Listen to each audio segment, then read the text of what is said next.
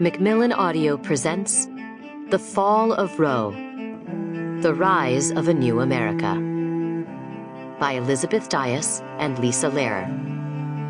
Read for you by Lipica Shah.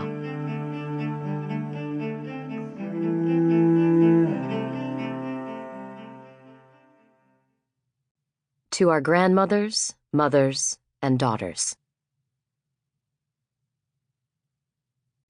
Preface. We set out to answer one question. How, after nearly 50 years, did Roe fall? As journalists, we have reported on abortion in American politics and religion for most of our careers. We thought we knew the answer. It seemed simple. The decision was the result of a change in ideology at the Supreme Court, ushered in by former President Donald Trump, who placed 3 conservative justices onto the court over the course of a single term. But that narrative, we soon learned, kept hidden an even bigger story. The political tale we uncovered is explosive, but the story of the fall of Roe is also a deeply human one, bound up with foundational questions of life, liberty, and the pursuit of happiness. The battle over abortion is not just about whether a woman can end a pregnancy. It is about what it means to be a woman in America at all. It is about the power of belief and the potency of denial. And it is a story of a nation fighting over what it wants to become. This book reveals that previously unseen history. It is based on more than 350 interviews, along with court records, academic archives, private documents, and thousands of contemporaneous news stories.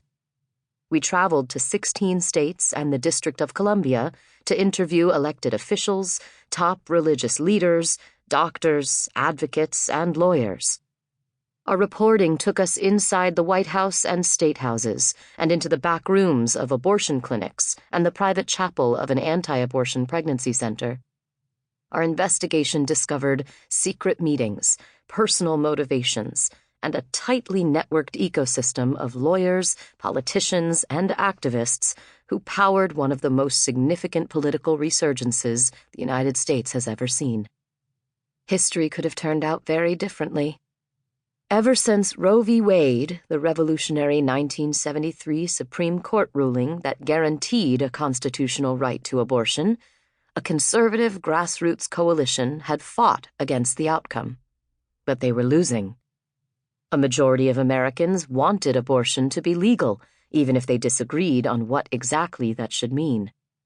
Then, when President Barack Obama was in the White House, something began to change.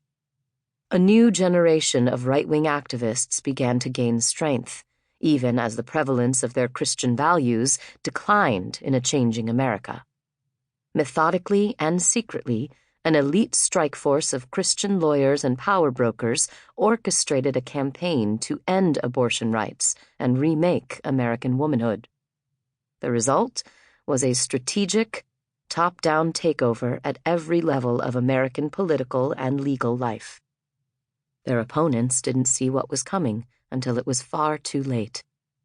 After so many decades of taking Roe for granted, supporters of abortion rights grew dangerously complacent and disorganized in ways that made them slow to appreciate the severity of the threat. American women had more power than ever before, but the feminist movement suffered one of the biggest political defeats in American history. These conservative Catholic and evangelical Christian operators believed they were fighting the biggest moral battle of the modern age and forced America to debate on their terms. But despite their public appeals, they did not convince broad swaths of Americans of the righteousness of their cause. Instead, they remained a minority and leveraged the structures of American democracy in their favor, building a framework strong enough to withstand not only the political system, but also a society moving rapidly against them. They took power to remake the nation in their image, and they were far more organized than their opponents or the public ever knew. Our book exposes legal maneuvers to craft abortion bans and game the courts, the political plan to make the Trump administration. Sample complete. Ready to continue?